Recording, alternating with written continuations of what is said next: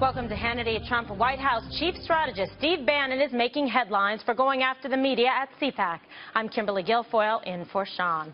So Bannon once again called the media the, quote, opposition party. Watch this.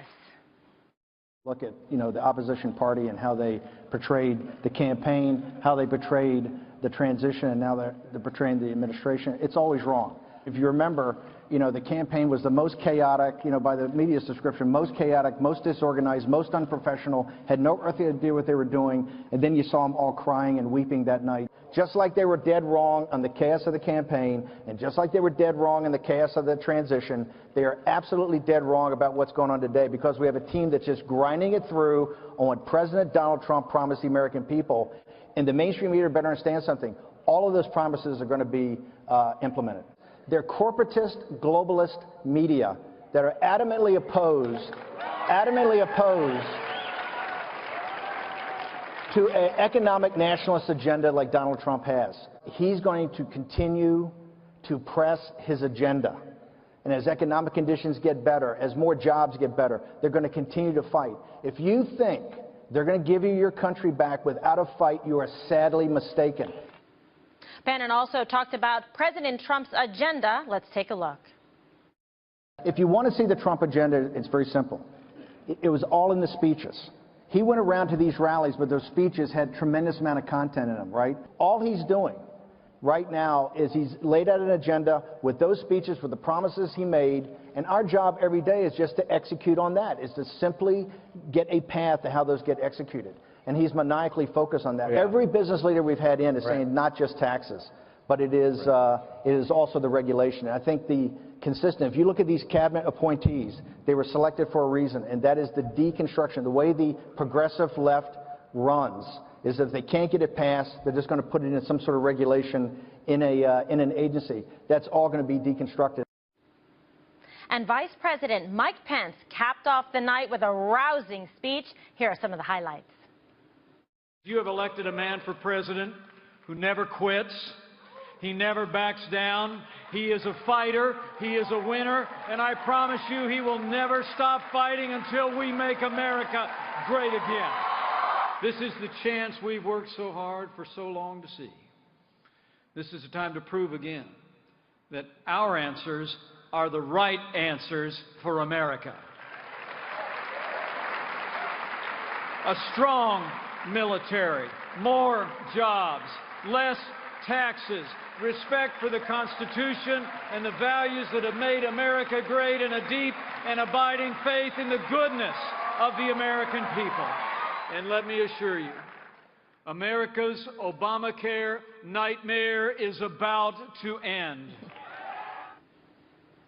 Joining us with reaction are former Obama economic advisor Austin Goolsbee and Trump Transition Executive Committee member Anthony Scaramucci. So Anthony, from what we've seen from the media, does Steve Bannon have a point in calling them the opposition party? Well, listen, I mean, the media's been very rough on the administration. They were rough on the transition and rough on the campaign. So for those three reasons, I think Steve is right. But, Kimberly, this was a great day for the administration. The messaging was fantastic. People got to see the harmony between Reince Priebus and Steve Bannon, which isn't well reported in the media. And they also got to hear from the vice president. And so the messaging was fantastic. It's a great lead-in for President Trump tomorrow. And the really good news is the Business Council dinner is going on in D.C. right now. There's 100 business leaders down there. I left D.C. a couple hours ago. And the business community is very fired up about the president. You can see it in the stock market. Okay, and just a quick follow-up on that. I mean, you were part of the transition team. You worked on a daily basis, with the president, with Reince Priebus and Steve Bannon. And what was your experience like? Listen, they're great guys. And you heard what Steve was saying about the deconstruction. The idea right now, and Austin's not going to like this, but the idea right now is to unravel all those regulations, which has led to the 1% growth. And so give it a little bit of time, and you'll see the economy humming. Steve Mnuchin was on this morning talking about the tax policies. There will be a harmony here and the team is really starting to come together. I thought the messaging was fantastic today. All right, certainly like a strong message of unity there in achieving, Austin, a lot of the goals and objectives that candidate Trump has promised to achieve as President Trump. What did you make of the situation today, and specifically Steve Bannon talking about enacting the economic nationalist agenda of President Trump? Well, you know, there was a lot going on in what you saw Steve Bannon saying. Now, obviously, it's a red meat crowd, so he wants to throw them some red meat. Yeah, their bellies are full after that. Yeah, you know, I guess I would object to one thing, which is he portrayed it that chaos is completely created by the media and not reality. But, you know, let's remember, it was not the media who hired and then had to fire the National Security Advisor in the first 3 weeks. It was not the media who signed an executive order on immigration that 3 different federal courts said was unconstitutional and ill thought through. It wasn't the media who promised during the campaign to have a secret plan to replace Obamacare that was going to cost less, cover all Americans, and be better in every dimension, when in fact Donald Trump had no such plan, and they're scrambling now to figure it out. And so I think maybe it wasn't the right venue, but we can never admit that we did anything wrong, that we ever made an error, or that we're going to try to fix it.